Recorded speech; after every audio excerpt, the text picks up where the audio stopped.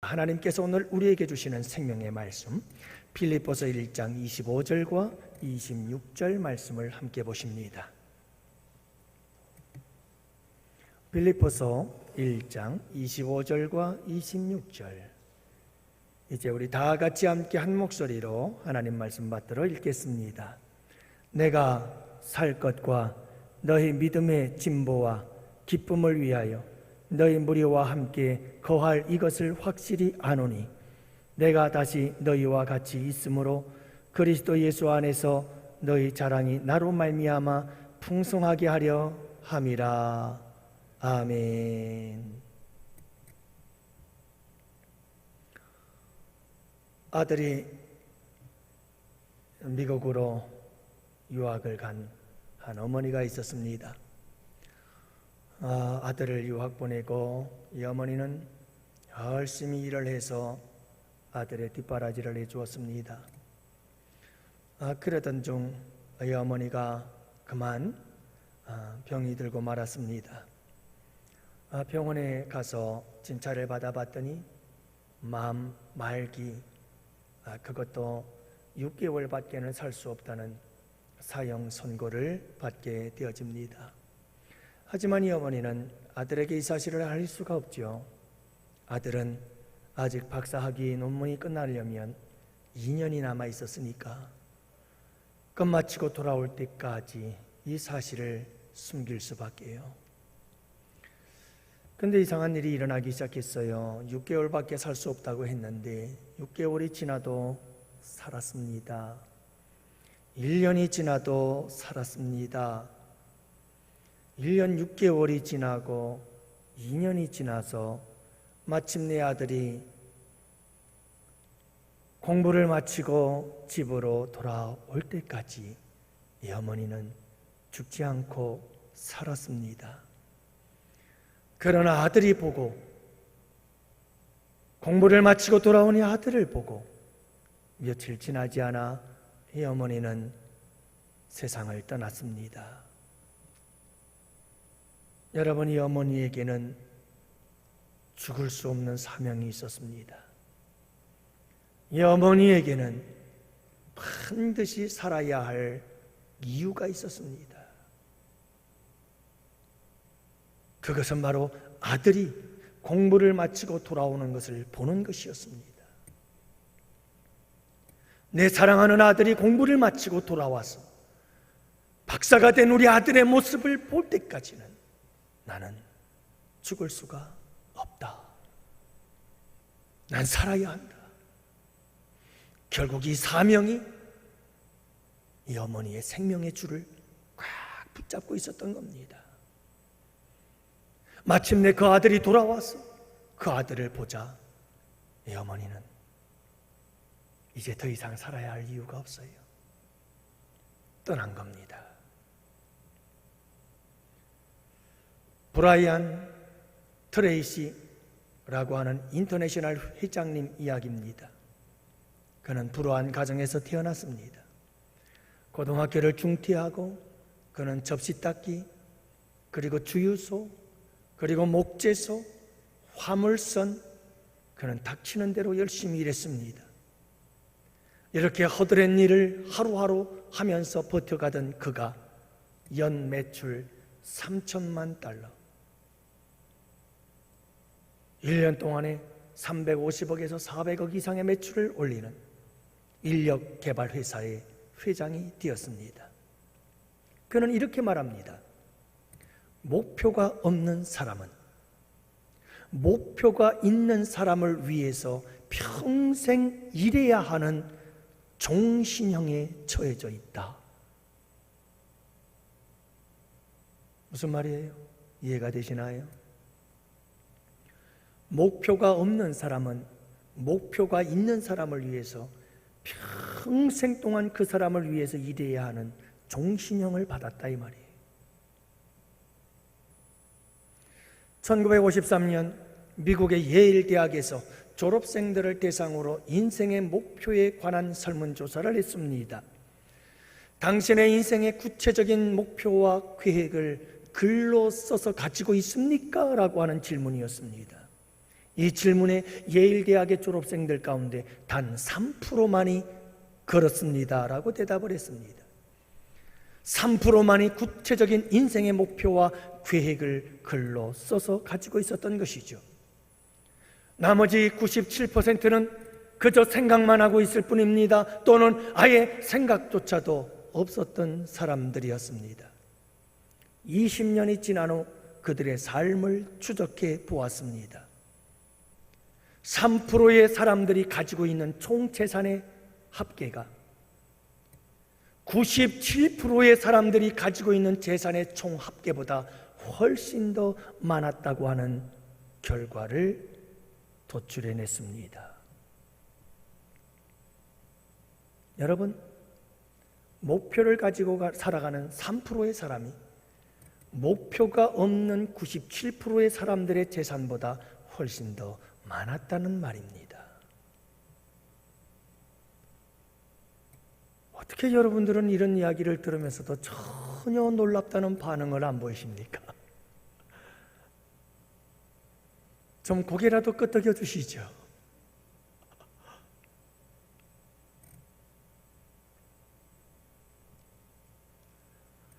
오늘 본문의 말씀에 보면 난 죽을 수 없어, 난 반드시 살아야만 해 라고 하는 사람이 있었습니다. 죽을 수 없는, 반드시 살아야만 하는, 바로 그 사람이 누구였느냐? 사도 바울입니다. 25절 말씀에 보면 내가 살 것과 너희 무리와 함께 거할 이것을 확실히 아노라. 내가 살 것과 나는 살아야 한다. 그래서 너희 무리와 함께 나는 거하게 될 것이다. 나는 이 사실을 확신한다. 사도 바울은 지금 로마의 감옥에서 이 빌립보서를 쓰고 있습니다. 로마 감옥에 갇힌 사도 바울은 언제 죽을는지 알 수 없는 상황입니다. 그러나 사도 바울은 반드시 살아야만 했습니다. 사도 바울은 살아서, 죽지 않고 살아서 빌립보 교회 성도들과 함께 거해야 한다라고 하는 확신을 가지고 있었던 것입니다. 여러분, 사도 바울이 이와 같은 확신을 가지고 있었던 근거가 뭘까요?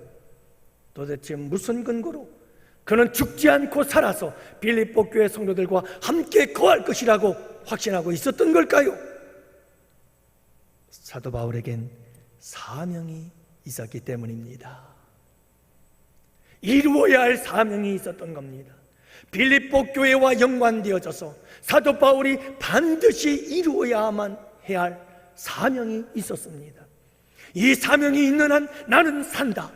내가 비록 로마의 감옥에 갇혀서 언제 죽을는지 모르는 상황이지만 절대로 나는 죽지 않을 것이다. 이 사명을 완수할 때까지 나는 죽지 않을 것입니다.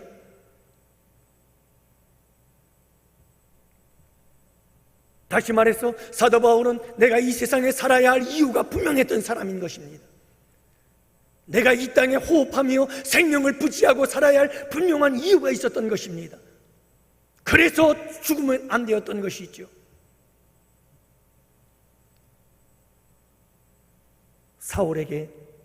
사도 바울에게 사명은 생명이었습니다. 내가 살아야 할 이유, 내가 사명을 가지고 사는 것, 이것이 생명인 거예요. 내가 사명을 잃어버린다면, 내 삶에 살아야 할 이유를 잃어버린다면 나는 이미 죽은 거예요. 사도 바울에게 사명은 생명이었습니다.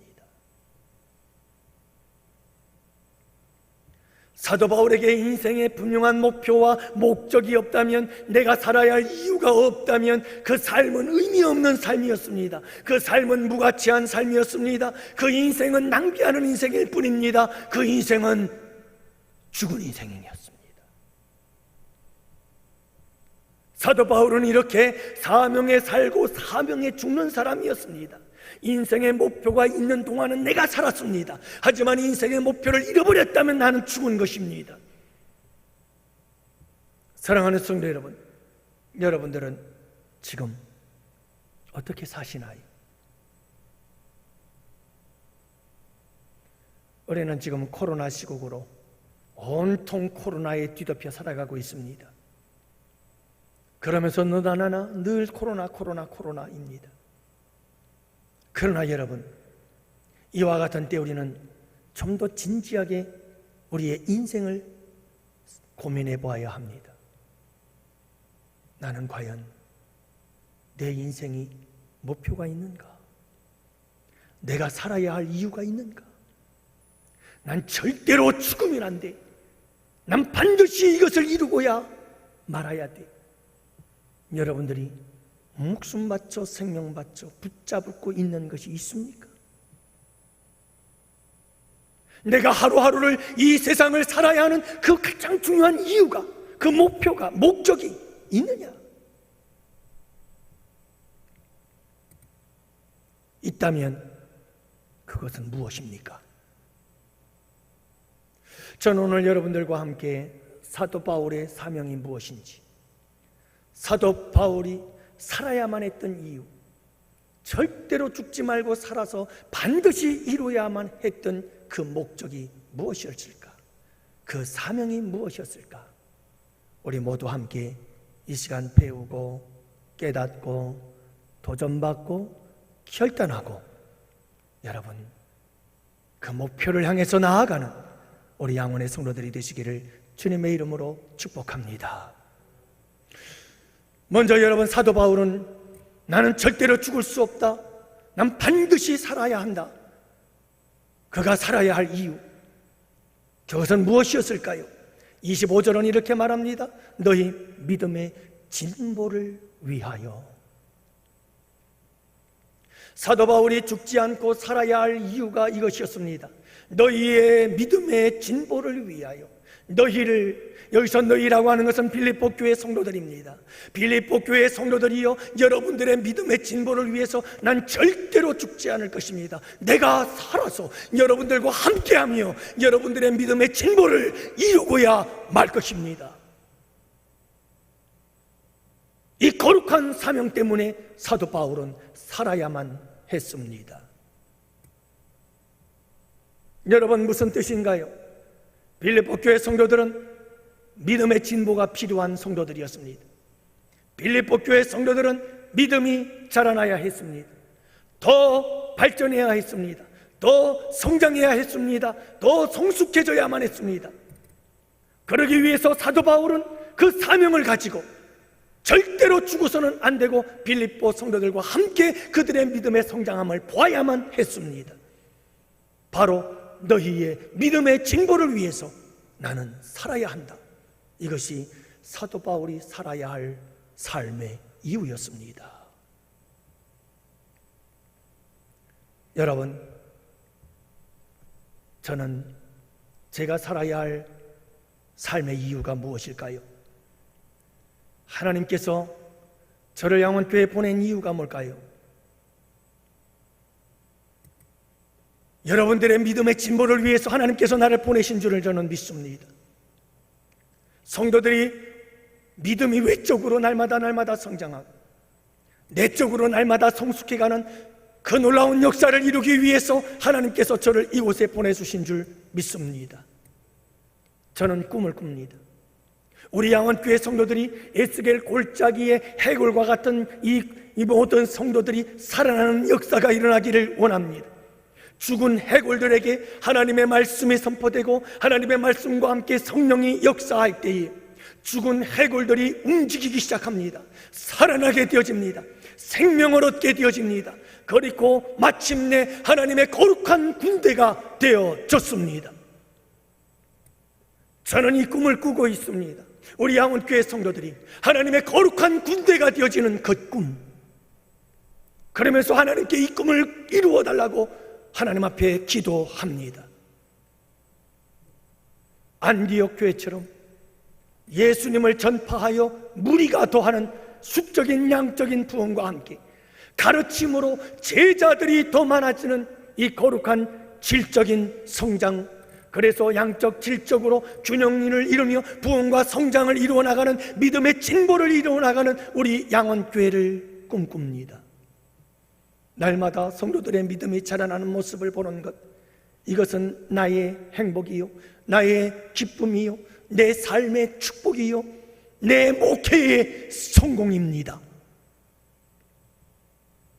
한 사람 한 사람, 성도 개인이 믿음이 조금씩 성장하는 것을 바라보면서 마치 어린아이가 막 자라나는, 하루게 달하게 자라나는 그 모습을 바라보면서 엄마 아빠가 기뻐하고 즐거워하는 그 행복과 그 감격과 그 환희를 가지고 저는 우리 성도들이 조금씩 믿음이 자라는 그 자람을 바라보며 말할 수 없는 기쁨과 감격과 환희에 빠지게 될 것입니다. 새 가족이 들어와서 하나님에 대하여 전혀 모르던 새 가족이 하나님의 말씀을 통해서 예수 그리스도를 인격적으로 만나고 예수님을 만나서 하나님의 말씀을 먹고 기도와 신앙의 훈련을 받으면서 그들의 믿음의 진보를 이루고, 그리고 마침내 그 믿음이 자라나서 예수님의 제자가 되어지고, 그래서 우리 양원교회의 구석구석 지도자가 되고 리더가 되고 사역자들이 되어져서 또 다른 제자를 재생산해내는 이 거룩한 믿음의 진보를 기대하며 꿈꾸며 기도합니다. 만약에 저의 목회 속에서 우리 양원교회 성도들의 믿음이 성장하지 못한다면 저의 마음은 말할 수 없이 괴롭고 고통스러우며 아프게 될 것입니다. 그렇다면 저는 그때 울 것입니다. 양원교회 성도들의 믿음에 진보하지 못함을 바라보며 안타까워 가슴을 찢으며 울고 또 울 것입니다. 울면서 기도할 것입니다. 또 기도할 것입니다. 목이 터져라 울며 기도하게 될 것입니다. 그리고 사도 바울처럼 갈라디아 교회 성도들을 향하여 외쳤던 그의 고백처럼 저는 고백하게 될 것입니다. 나의 자녀들아, 너희 속에 그리스도의 형상이 이루기까지 다시 너희를 위하여 해산하는 수고를 아끼지 아니하노라. 예수 그리스도께서 우리를 구원하시기 위하여 십자가의 해산의 고통을 당하신 것처럼 여러분들의 믿음의 진보를 위하여 나는 다시 한번 해산의 고통을 아끼지 아니하겠습니다. 이 고백과 결단으로 나아가게 될 것입니다. 금요 철야 예배 때마다 목이 터져라 하나님께 기도하는 그 기도의 제목이 무엇일까요? 우리 양원교회 성도들의 믿음의 진보를 이루어 주옵소서. 우리 양원교회 성도들의 믿음이 영적으로 양적으로 질적으로 성장하고 성숙해지기를 주님 도와주시옵소서. 10년, 30년, 50년을 신앙생활했는데도 여전히 어린아이와 같이 걸음마 수준에 있고 초보적인 믿음에 머물러 있는 성도들이 없도록 아버지 저들의 믿음의 진보를 이루어 주옵소서. 예수님을 인격적으로 만나고 그 인격적인 만남과 교제 속에서 말씀으로 기도로 교제하면서 장성한 믿음의 분량에 이르고 그 아버지 하나님 저들이 장성한 믿음의 분량에 이르도록 큰 믿음의 사람들이 되도록 우리 아버지 하나님 역사하여 주시옵소서. 목이 터져라 눈물로 기도하는 제목이 그 제목이지요. 사랑하는 성도 여러분들이요, 사도 바울이 이 세상에 살아야만 하는 이유, 이 땅의 생명을 부지하고 있어야 할 이유가 무엇이었을까요? 바로 교회의 성도들의 믿음의 진보인 겁니다.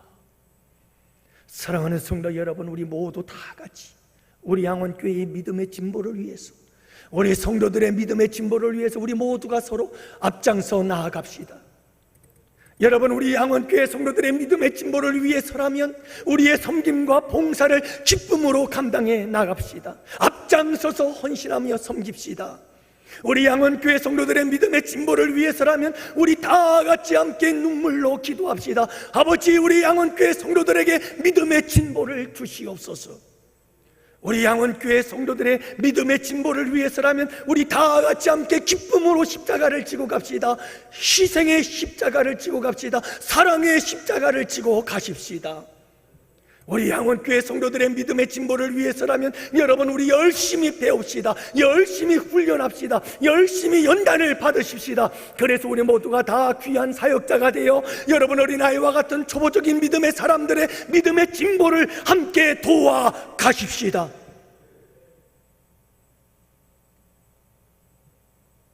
더 나아가서 오늘 우리가 하루하루의 삶을 살아야 할 이유는 여러분, 나 자신의 믿음의 진보를 위해서, 내 믿음의 성장과 성숙을 위해서입니다. 사랑하는 성도 여러분, 우리 교회의 믿음의 수준은 나의 믿음의 수준인 것입니다. 우리의 믿음의 진보만큼 우리 교회는 믿음으로 진보하는 것입니다. 내가 살아야 할 이유, 오늘 이 하루를 살고 내가 이 한 주를 살고 내가 1년을 살아야 할 이유, 그 이유는 내 믿음의 진보를 위해서입니다. 우리 그렇게 말하잖아요. 왜 이렇게 하루가 빠르고 한 주는 왜 이렇게 후딱 가버리는지. 1년의 시작이 어저께 같았는데 벌써 여러분 찬바람이 불며 이렇게 한 해가 저물어 가고 있는 것을 느끼는 게 우리의 인생인 것을. 여러분, 세월이 빨리 간다 말하지 마시고 이제 우리는 좀 더 진지하게 생각해 봐야 합니다. 이 귀한 세월, 귀한 내 인생, 내가 하루하루 살아야 할 이유가 도대체 무엇인가? 내 믿음의 진보를 위해서. 우리 주님 만날 날이 가까워지고 있는데 내 믿음이 어린아이와 같은 믿음으로 주님을 뵙는다면 그것보다 더 부끄러운 일이 어디 있을까?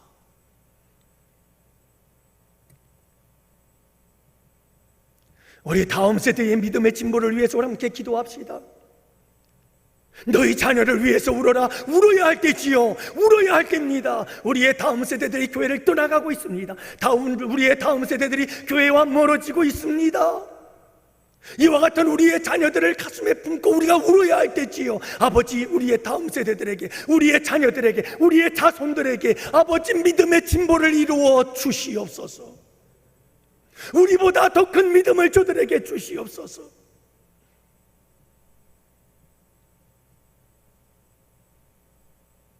역사의식을 가지고 내 때만이 아니라 우리의 다음 세대, 그 다음 세대를 이어 우리 주님 오시는 그날까지 우리 양원교회가 거룩한 부흥의 역사를 이루며 사명 감당하는 교회가 되도록, 믿음의 진보를 끊임없이 이루어가는 우리 양원교회가 되도록 기도해야 되지 않을까요? 사랑하는 성도 여러분, 나의 믿음의 진보를 위해서 살아가십시오. 우리의 믿음의 진보는 전인격적입니다. 내가 믿음의 진보를 이룬다는 것은 지정의, 내 전인격이 새로워진다는 것입니다. 믿음의 진보는 내 삶을 바꾸는 것입니다. 믿음의 진보는 내 인생을 바꾸는 것입니다. 결코 이것은 교회 안에서만 이루어지는 것이 믿음의 진보가 아닌 것을 잊지 마시기 바랍니다. 내가 믿음의 진보를 이루기 시작한다면 내 삶의 놀라운 진보의 역사, 발전의 역사, 성장과 성숙의 역사들이 일어나게 될 줄을 믿으시기 바랍니다.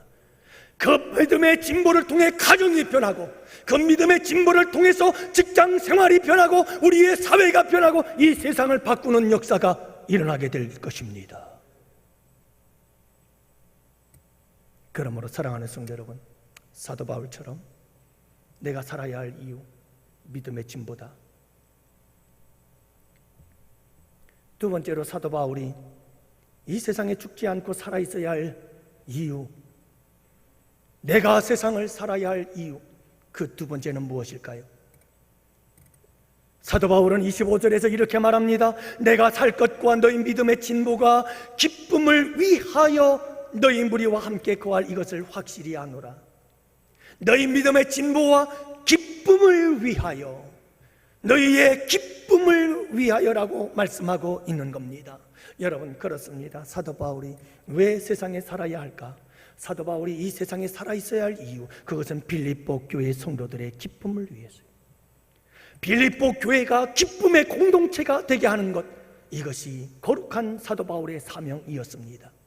그는 빌립보 감옥에 있었습니다. 아니, 로마의 감옥에 있었습니다. 그가 로마의 감옥에 있을 때 그 감옥이라고 하는 환경과 여건을 떠나서 하나님께서 주시는 신령한 기쁨, 하늘의 기쁨으로 충만했습니다. 그 기쁨을 여러분 빌립보 교회 성도들과 함께 만나서 빌립보 교회 성도들에게도 그 기쁨을 충만하게 하도록 만들어주고 싶었던 것입니다. 이것이 사도 바울이 죽을 수 없는 이유요, 살아야 할 이유였던 것입니다. 교회의 기쁨이 되고 싶어서 우리 양원교회를 기쁨의 공동체로 만들고 싶어서. 여러분, 우리 모두가 다 우리 양원교회를 기쁨의 공동체, 희락의 공동체로 만드는 것이 우리의 살아야 할 이유가 되시기를 축복합니다. 사도 바울의 살아야 할 이유인 것이죠. 하나님의 나라는 희락의 나라요 기쁨의 나라입니다. 교회는 이 땅의 하나님 나라입니다. 교회는 하나님 나라의 샘플입니다. 교회는 하나님 나라의 예표요, 교회는 하나님 나라의 모형입니다. 그러므로 교회는 하나님 나라이어야 합니다. 하나님 나라처럼 희락이 넘치는 기쁨의 공동체가 되어야 합니다. 사랑하는 성도 여러분, 우리가 살아야 할 이유, 그것은 우리 양원교회를 아름다운 희락의 공동체, 기쁨의 공동체로 만들어감에 있습니다. 할렐루야. 여러분, 우리가 만들어가야 합니다. 만들어가면 내가 앞장서야 합니다. 우리 양원교회 구석구석에서 기쁨의 소리, 웃음의 소리가 떠나지 않는 놀라운 축복의 역사가 있기를 축복합니다. 현관 로비에서 함께 모여 삼삼오오 차를 마시며 교제하며 깔깔깔깔 웃는 그 모습, 여러분, 이런 기쁨이 구석구석에서 충만하게 되기를 축복합니다. 구역 모임마다 웃음꽃이 만발한 구역이 되기를 축복합니다. 여러분, 전도의 각 기관 부서들마다 모일 때마다 기쁨이 넘치고, 모일 때마다 희락이 있고, 모일 때마다 행복이 넘치는 아름답고 복된 양원교회가 되기를 축복합니다. 전에 있던 교회, 칸막이 하나가 전부요. 한 공간 안에서 판넬 하나로 칸막이를 해놓았으니 모든 게 다 들리죠. 한쪽은 식당, 한쪽은 예배당, 한쪽은 목양실. 점심 식사를 마치고 오후 2시에 예배를 드렸는데, 점심 식사가 끝나고 약 1시간 동안 같이 차를 마시며 교제하는 성도들의 이야기를 듣곤 합니다. 목양실에 가만히 앉아서 성도들이 웃는 소리, 차를 마시며 이야기하다가 칼칼칼칼 대면서 웃는 그 소리를 보면서, 그 소리를 들을 때마다 제 코끝이 찡해 오면서 주님 감사합니다. 우리 교회에 이렇게 기쁨을 주셔서 감사합니다. 그러면서 저는 기도했습니다. 아버지, 저 기쁨이 저들의 삶 속에서도 계속 이어지게 하옵소서. 저들이 저렇게 기쁘고 행복하게 살 수 있다면 얼마나 좋을까요? 여러분들 추석 보냈잖아요. 여러분들의 자녀손들이 집에 찾아와서 함께 기뻐하고 즐거워하며 깔깔대고 웃고 행복한 모습 바라볼 때 여러분들의 코끝이 찡하지 않던가요? 여러분, 우리 가슴이 뭉클해지지 않던가요? 여러분들의 마음이 행복하지 않던가요?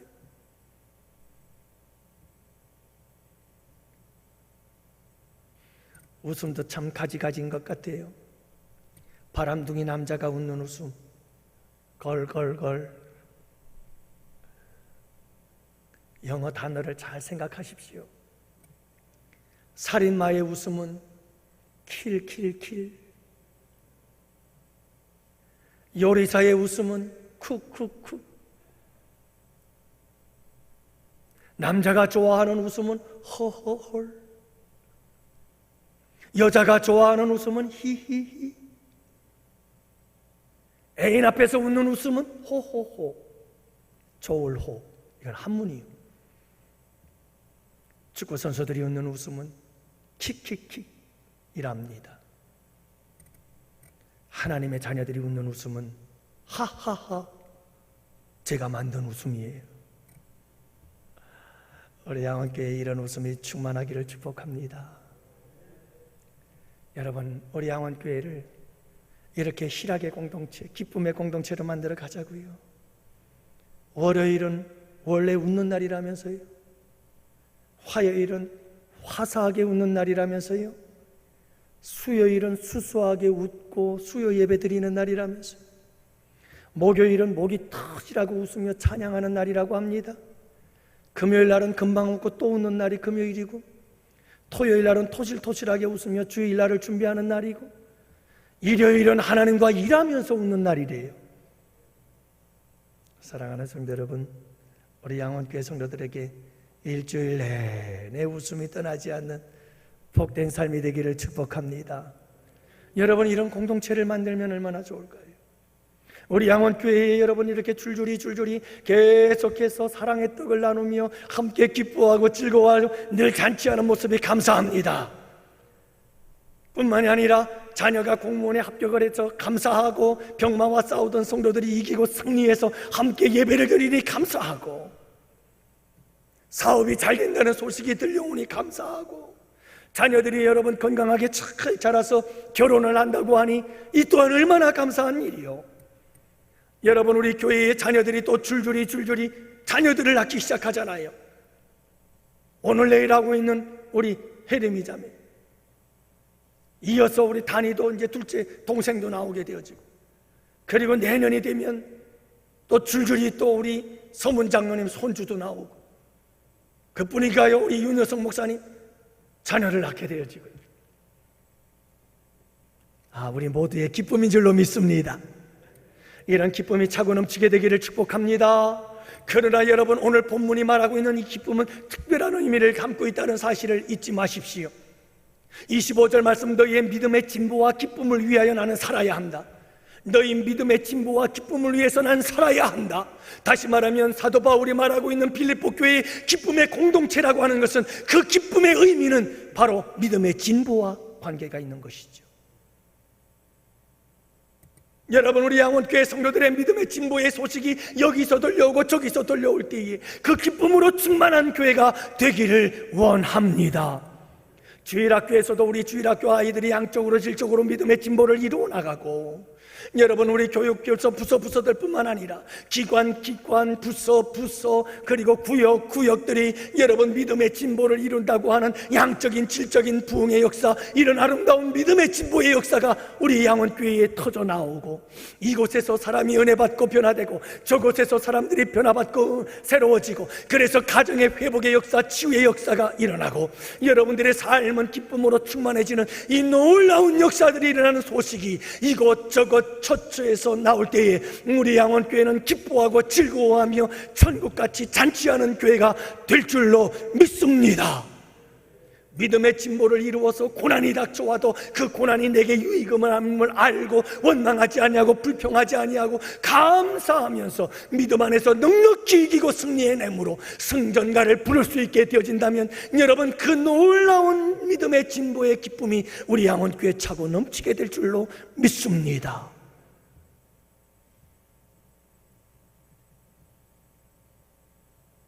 사랑하는 성도 여러분, 틀림없는 것은 이것입니다. 여러분들이 우리 양원교회 공동체를 기쁨의 공동체, 희락의 공동체가 되도록 앞장서십시오. 내가 살아야 할 이유는 우리 양원교회 성도들의 나 자신의 믿음의 진보일 뿐만 아니라 우리 양원교회의 기쁨을 위해서, 여러분, 이 기쁨의 공동체를 만들기 위한 것이 내가 살아야 할 이유라 생각하고 목표로 삼고 달려가십시오.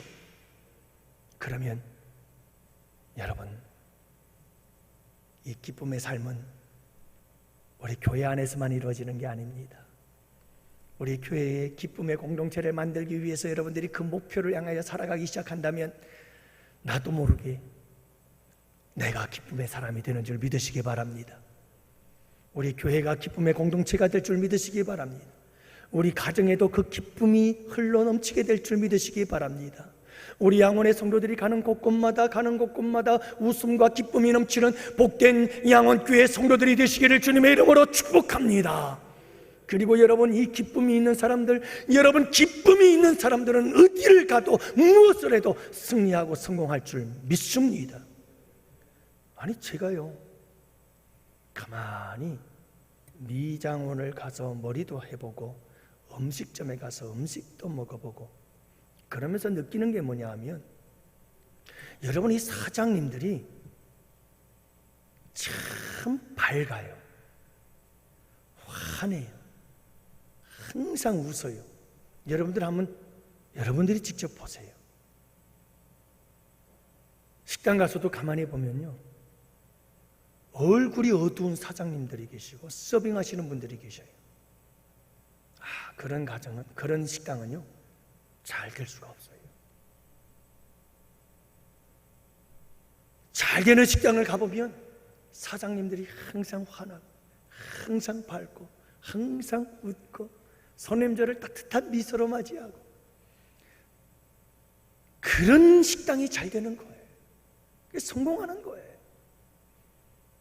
만약에 여러분들이 어떤 식당에 갔는데 그렇게 사장님이 환하게 잘 웃고 기뻐하고 기쁨으로 웃음으로 우리를 맞이해 줬는데 가게가 작아, 그러면 한 3년 후에 5년 후에 다시 가보세요.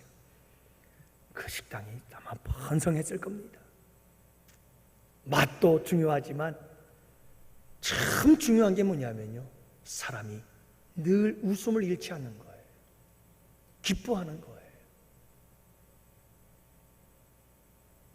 우리 한국교회 성도 여러분들이요, 교회를 기쁨의 공동체로 만들려고 하다가 내가 복을 받고 여러 사람 복받게 만들어주는 복된 축복의 주인공들이 되시기를 주님의 이름으로 축복합니다. 마지막 세 번째로, 교회에 이 사도 바울이 살아야 할 이유, 죽지 않고 꼭 살아있어야, 그래서 감당해야 될, 완수하고 성취해야 될 사명이 무엇이었을까?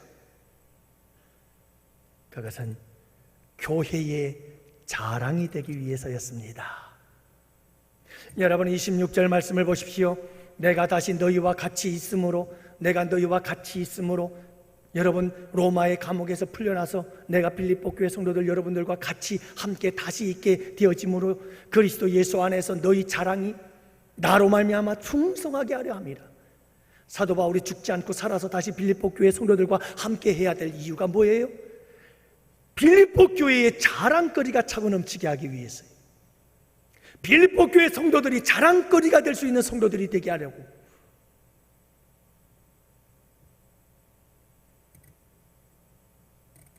여러분, 저에게 참 걱정거리가 하나 있어요. 여러분들 저를 위해서 기도해 주시렵니까? 꼭 부탁합니다. 매일같이 빠뜨리지 말고 기도해 주십시오. 우리 연로하신 권사님들이요, 밤마다 새벽마다 저를 위해서 기도해 주십시오. 꼭 부탁드립니다. 제가 부교육자로 있을 때 목회자가 2분, 3분 바뀌는 그 과정을 경험합니다. 그래서 같이 있던 목사님이 문제가 생기고 떠나고 새로운 목사님이 오시고, 그 목사님이 오셔서 얼마 있지 않고 또다시 문제가 생겨서 떠나고 새로운 목사님이 오셨는데, 그 과도기 한 11개월 동안 제가 부목사로서 담임 목사 역할을 수행을 했던 적이 있습니다. 한 400명, 500명 모이는 교회였습니다. 그런데 그때 말이죠, 제가 깨달은 게 있어요. 가만히 살펴보니까요, 참 신기합니다. 새로운 목사님이 오시죠. 새로운 목사님이 오면요, 성도들이 기대와 설레임이 막 들떠 있습니다. 새로운 목사님 왔다. 마치 어린아이가 새 옷을 입은 것처럼 기뻐서 즐거워서 합니다. 근데 그 기쁨과 즐거움은 2년이 지나가면서부터 시들어지기 시작합니다. 여러분, 1년이 지나고 2년째가 되어지고 2년이 지나고 3년째가 되어지면서 가만히 보니까요, 그 교회에는 그 전에 있던 목사님이 설교를 탁월하게 했는데 문제는 뭐냐면 신방을 잘 안 한다고, 사랑이 없다고, 그래서 결국은 어떤 문제들이 생겨나서 쫓아냈는데, 그래서 이번째 2번째에는 사랑 많은 목사님을 모시자 그래가지고 사랑 많은 목사님을 모시고 살다 보니 1년이 지나고 2년째가 되어지자 문제가 생긴 거예요. 옛날이 그리워졌어요. 옛날이요. 사랑만 갖고는 안 되는구나, 말씀이 그립구나, 또 막 이러는 거예요. 그러면서 서서히 성도들에게서 사라져버리는 것이 있는데, 그게 뭐냐 하면 목사님을 위해서 기도하는 것이 끊어집니다. 처음엔 신이 나서 우리 목사님, 사랑 많은 목사님 그러면서 좋아하다가 점점 시간이 지나면서 또 다른 뭐가가 필요를 느끼기 시작하자 그들은 목사님이 점점 권태감을 느끼기 시작하면서 우리 목사님은 아닌 거예요. 그래서 점점 부정적인 말들이 나오기 시작하더니 기도가 줄고 기도가 주니까 그 다음에 폭발한 게 뭔지 아십니까? 여러분, 담임 목사가 성도들의 기도를 못 받으니까 문제가 터집니다. 목사님과 관련해서 이런저런 문제가 생겨나기 시작하는 거예요. 결국은 그 목사님이 또 사임을 하게 됩니다. 기도 없이는 못 삽니다. 목회자는 특히 여러분들의 기도 때문에 사는 겁니다. 여러분, 저를 위해서 기도해 주시라는 말씀을 하다가 길어졌는데 절실합니다. 여러분의 기도만큼 제가 합니다. 제가 부족하다고 느껴지거든 여러분들 저를 위해서 더 열심히 기도해 주시기를 바랍니다. 여러분, 사도 바울, 저는 참 걱정스러운 게 그거예요. 우리 양원교회에 내가 자랑거리가 돼야 되는데, 내가 우리 양원교회 자랑거리가 돼야 되는데, 우리 양원교회 성도들이 우리 목사님 하면서 자랑스러워해야 되는데, 어디를 가도 우리 목사님에 대해서 자랑을 해야 하는 자랑거리가 돼야 되는데, 내가 우리 양원교회 근심거리가 되면 어떻게 할까? 우리 양원교회 근심거리가 되면 안 되는데 정말 걱정이에요. 사랑하는 성도 여러분, 여러분들의 기도를 통해서 제가 여러분들에게 아름다운 양원교회 자랑거리가 되기를 축복합니다. 여러분들도 우리 양원교회 자랑거리가 되기를 원합니다. 양원교회의 근심거리가 아니라 양원교회의 자랑거리들이 되시기를 주님의 이름으로 축복합니다. 빌립보 교회에는 자랑거리가 되는 사람과 근심거리가 되는 사람들이 있었습니다. 빌립보서 4장 2절 말씀해 보면 내가 유오디아를 권하고 순두개를 권하노니 주 안에서 같은 마음을 품어라. 여러분이 빌립보 교회에 여성도 지도자 두 분이 있었어요. 유오디아라고 하는 유씨와 순두개라고 하는 순씨가 있었어요. 그런데 여러분, 이 두 사람이, 이 지도자가 마음이 맞지 않는 거예요. 그래서 서로 티격태격 싸우는 거예요. 한 마음을 품지 못하고 두 마음이 되어서 각자 서로 따로 싸우고 있는 거예요. 그래서 교회의 근심거리가 된 거예요. 그래서 사도 바울이 편지를 쓰고 있는 겁니다. 유오디아와 순두개를 권하노니 이 유씨와 순씨여, 제발 한 마음을 품고 하나가 되십시오. 그러나 이어서 3절 말씀해 보면 복음에 나와 함께 힘쓰던 저 여인들을 도와라. 또한 클레멘드와 그 외에 나의 동역자들을 도우라. 그들의 이름이 생명책에 있느니라. 자랑스러운 사람들이었어요. 빌립보 교회의 자랑이었어요. 이들은 빌립보 교회의 자랑스러운 인물들이었죠. 복음을 위해서 열심히 일했던 사람들이었어요. 우리 양원교회 성도 여러분들이요, 우리 양원교회 근심거리가 아니라 우리 양원교회의 자랑거리가 되십시다. 아니, 이것이 정말 진정 내가 살아야 할 이유라, 이 목표를 가지고 여러분 이것에 한번 전력해 보십시오. 도전해 보십시오. 난 우리 교회의 자랑거리가 될 거야. 난 우리 교회의 기도의 대장이 되어 자랑거리가 될 것이고, 난 우리 양원교회의 전도의 대장이 되어 나는 우리 양원교회의 자랑거리가 될 것이며, 나는 우리 양원교회의 봉사 대장이 되어 나는 봉사의 자랑거리가 될 것이고, 나는 우리 양원교회의 가장 믿음의 진보를 이루어서 큰 믿음, 좋은 믿음, 놀라운 인격의 변화와 예수 닮은 사람 되어서서 나는 우리 양원교회의 자랑거리가 될 거야. 나는 성경을 많이 알고 성경을 많이 배우고 성경 말씀대로 순종해서 아름다운 리더가 되어져서 우리 양원교회의 훌륭한 자랑거리가 될 거야. 나는 사랑이 많은 사람이 되어 모든 사람들에게 사랑을 베풀므로 나는 사랑의 사람이라고, 나는 그렇게 자랑거리가 될 거야. 우리 양원교회의 자랑거리가 되는 것이 내가 살아야 할 이유가 되시기를 축복합니다. 여러분, 그렇게 우리가 양원교회의 자랑거리가 되어지면 거기서 끝나는 게 아니에요. 첫 번째도 두 번째도 말씀드렸잖아요. 여러분, 모든 축복은 여기서부터 시작이 됩니다. 모든 축복은, 하나님의 진정하고 참된 축복은 이 강단에서부터 샘이 솟아나 하나님의 성전을 적시고 차고 넘쳐서 그것이 가정으로 흐르고 세상을 흘러 넘쳐서 정복하게 되는 줄 믿으시기 바랍니다. 여러분, 내가 우리 교회의 자랑거리가 되어야지. 나는 우리 교회의 자랑거리가 될게요. 주님 도와주옵소서. 결단하고 내가 살아야 할 이유는 오직 하나님의 교회, 우리 양원교회에 내가 자랑거리가 될 거야. 난 하나님의 자랑거리가 될 거야. 여러분이 이 믿음의 고백을 가지고 이 결단을 가지고 도전하면서 살아가게 될 때에 여러분들은 반드시 가정에서 자랑스러운 사람이 될 것입니다. 가정에서 자랑스러운 가족이 될 수 있을 것입니다. 뿐만 아니라 여러분들은 회사에서나 직장에서나 이 사회 속에서 여러분들은 반드시 자랑스러운 사람이 될 것입니다. 나아가서 여러분, 우리는 이 나라 이 민족을 위한 자랑스러운 하나님의 사람들이 될 것입니다. 인류의 역사가, 우리나라의 역사가 증명해 주지 않아요? 우리나라에 위기가 있을 때마다 그 위기를 여러분 극복하기 위해서 앞장섰던 사람들이 우리 그리스도인들 아닙니까? 그래서 위기 때마다 이 나라 이 민족을 구출해낸 기독교인들이 아닙니까? 하나님이 도와서 우리나라 만세 아닐까요? 우리가 하나님 앞에서 자랑스러운 사람이 되고 하나님의 교회에서 자랑스러운 사람이 되고자 힘쓸 때 하나님은 우리가 이 세상 속에서 자랑스러운 사람들이 되게 하기 위해서 우리 주님은 일하실 줄을 믿으시기 바랍니다. 이것이 하나님의 원리예요. 이것이 하나님의 원리예요.